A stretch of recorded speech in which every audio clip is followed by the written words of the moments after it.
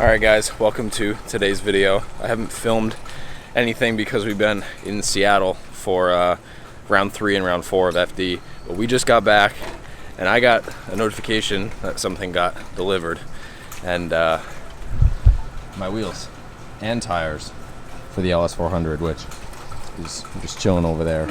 But we got kind of a busy day, so I can't really spend too much time with the LS today, but I am going to bring the tires over to get mounted, and Zach's letting me borrow his little. I'm like unbelievably excited for these wheels. They're like nothing I've ever had before, and they definitely tip the scale in terms of uniqueness, and no one really runs them yet because they're new, but I'm like through the moon excited to show you guys. All right, so it is the next day, and I'm not gonna like waste any time or anything. I'm just going to show you guys the wheels. I've been waiting for these for I think 2.5 months now, 3 months now, and they finally came in. As you guys saw yesterday in the last clip, dropped them off to get tires. The tires are already all mounted, ready to go. Car's already in the shop, chilling, ready to go up on the lift, and yeah. So this company's a fairly new company. They've been around for a few years, and I had a really tough time deciding on wheels for this car, and when I saw these, I knew that they were the exact vibe that I was trying to go with for the LS. So without further ado, here's the new wheels.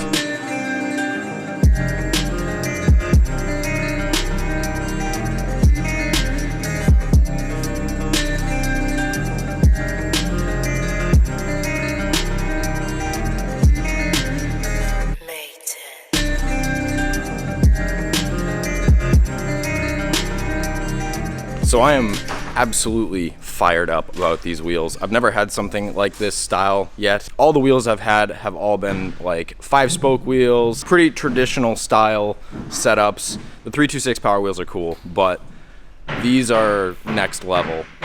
This company is called 7K, and out of all the other wheel companies that I have seen, they make some of the craziest designs out on the market today. This design was something they came out with back in April, I believe, April, May, sometime around then.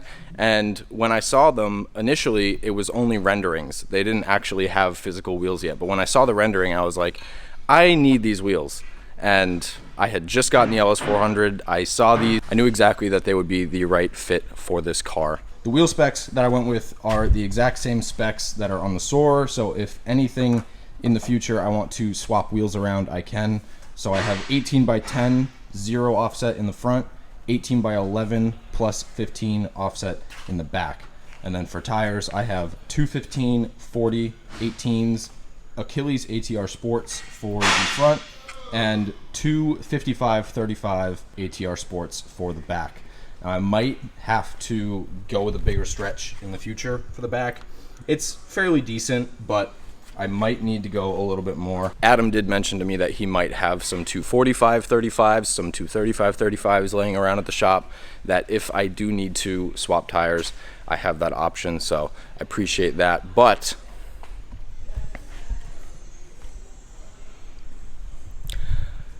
I don't even know if these are going to fit, honestly. I did a little bit of research before buying these, but I figured if these wheel specs fit on the Soarer, which is a little more narrower of a chassis, then they'll fit for sure on this bigger chassis. So we'll see. I'm just too excited for this. I'm gonna take one of the front wheels off and see if I can get one of these put on. I also just realized now, talking, that I don't have lug nuts that will fit these. So I might have to do a run at the store real quick. Either way, let's get the wheel off and see if it fits. All right, so I slapped the wheel on really quick. I forgot about my worry of the front calipers, but thankfully the wheels cleared. They're gonna look really, really good on this, but we don't have lug nuts that are the right size because the center cap is deep.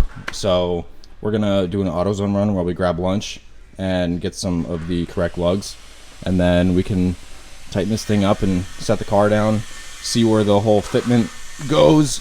It looks like it'll be pretty good from what I'm seeing here, but my goal is to tuck the wheels, that way I can get as low as possible, so I might need more camber. but I have some stuff in this box for the front that will help me with that. And also, these cars have front and rear factory camber adjustment, which we haven't touched yet. So that should get us another 2 degrees of camber with that for the front and the back. But we're gonna go to AutoZone, get the lug nuts, get some food, and then we'll be back. All right, so we're back from AutoZone. I got some lug nuts and I threw the front wheels on. Now, as you guys know, my goal with this car is to get as low as I can physically go, period. I want this thing to be tucking front wheels, tucking rear wheels. I know it'll tuck the rears. The fronts are the hard part. So I put the wheels on, and this is where it sits. Now, a lot of people would say, that's perfect, don't go anymore. You know, it is really, really good. The fitment is calculated really well. But in the future, I do plan on going lower. I want the front wheels to tuck at least a ½ inch, an inch.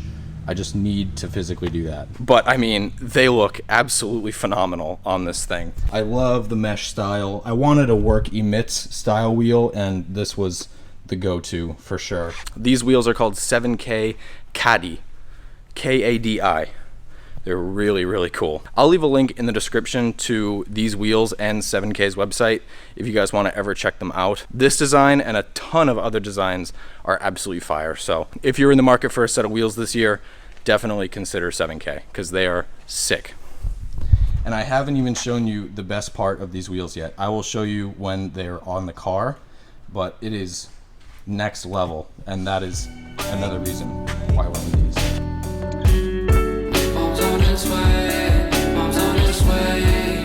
Alright, well, looks like it would fit if it wasn't hitting up here. So I definitely need more rear camber as well. I had a feeling that I was going to run into this. God, it looks so cool though. Man, it would be like the right amount of camber too. It just needs a little bit more. Oh, in terms of them fitting, I think that once I have a little bit more, probably honestly 3 or 4 degrees more of camber, the rear wheels will fit perfectly fine. Right now I would probably say I have maybe 6 degrees of camber. The front I'm going to need more to get what I need. Unfortunately, the Serial 9 uppers are already maxed out, and so is the coilover. So right now this is where the car will sit currently. I don't think that I will be keeping the wheels on for now. I'll probably take them off and put the stock wheels back on, which is unfortunate. I'm really sad about it, but it's for the better, and I'd rather be able to put all of them on and have them fit perfectly than only rocking like the front sets and have stocks in the back and all of that stuff. I'm going to take the wheels back off, put the stocks on. I'll bring this car back to either Adam's house and put it on the lift, or find time to throw it on the lift here really quick and take all of the take the front knuckles out, take the rear upper control arms out, and see if I can hit up Marco and we can give the front knuckles a little bit of an angle to them. That will help fit the wheels perfectly. They're gonna look absolutely amazing once they are all fitted up and this car's as low as I can get it. Also, I forgot to mention the cool thing about these wheels. I haven't shown it yet, but the center caps are floating. They're floating center caps. So hard for me to show you, but here you go. Isn't that the coolest thing ever? I absolutely love that. The fact that they took that much attention to detail and didn't just make a normal wheel and they added floaters to it. Oh, that's so rad. Oh, I'm so sad I can't put them on right now. All right, fast forwarding to the future. So I got the car back up on the lift at Adam's house, and the first thing that I did was I took the Serial 9 front arms back out. Now my plan with these is, I've done this on quite a few aftermarket control arm setups before. If you're trying to get more camber than they actually allow, there's a pretty safe way of being able to do it without like obviously cutting and shortening the arm itself. We don't want to do that. These arms actually come with locking nuts here, and basically what I'm going to do is take this entire ball joint section off and remove the nut, and then whatever thickness of the nut that was left on the threads I'm going to remove in threads. So if I take this nut off, and this nut, let's say, is a 1/2 inch thick, I'm gonna remove a 1/2 inch of thread off of this so that it will thread further into the body here, thus giving me a little bit more camber and shortening the entire arm itself. So that's the plan. I've already got this one loose, so I'm gonna take this off, take the nut off, measure it, same thing on this side, get all that taken care of, and then hopefully we'll have this much more camber to add to the car, which, as you guys saw when I put the wheels on earlier in the video, they fit pretty damn well in the front, but in order to tuck, I think I need just a little bit more to get me in there. And the other option that I could do would obviously be removing the spindle and having it re-welded, but I would rather see if the control arm trick will work first than actually doing that, because that's a lot more work, obviously, and I don't want to take up more of my time.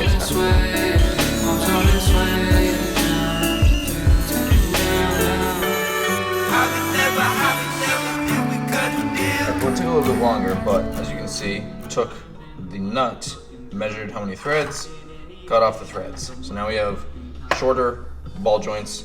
These will thread back into the Serial 9 arms, sit smaller, which will then in turn pull the arm in, giving me more camber. So let's put this thing back together, put it in the car, and then we'll see where the wheels get to.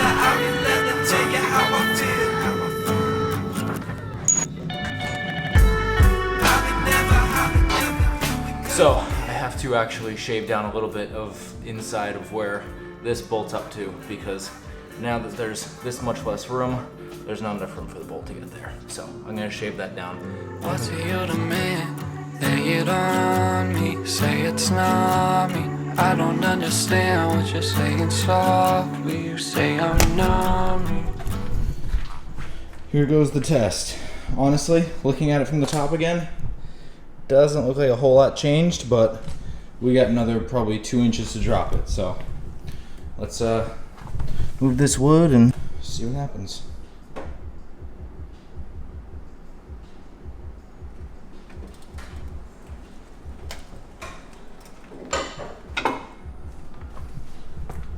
Ooh, that is that's possible. It might be. I might need a little more clearancing, but I also have something else in this white box that we'll be adding to. Some negative roll center adjusters. It's supposed to correct the angle that we're giving this car and all the crazy stuff that we've done to the suspension. So never done them before, but it seems pretty straightforward. But this is promising. I think that's pretty promising.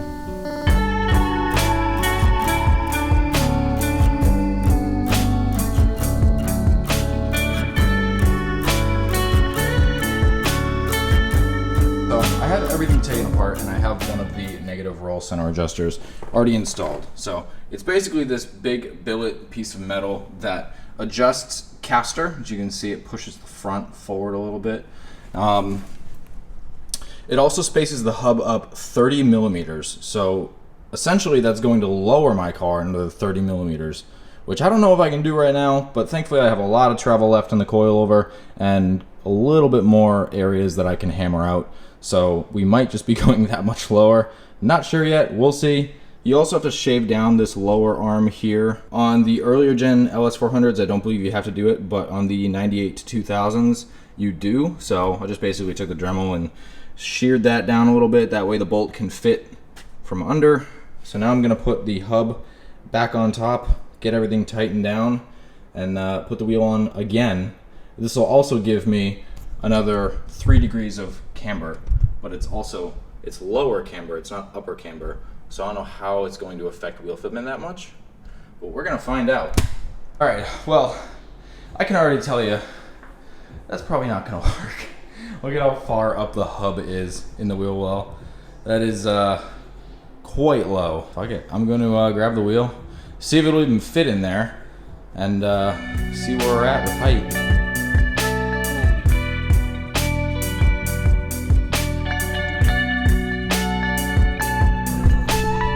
Alright, weird enough, it actually reduced camber a little bit. I think it pulled the entire setup out, but what I do like is that the wheel is nice and center the caster definitely helped with that. As for camber, I don't know how much I can get out of the stock car without doing the shortened spindles again, like angling the spindle arm.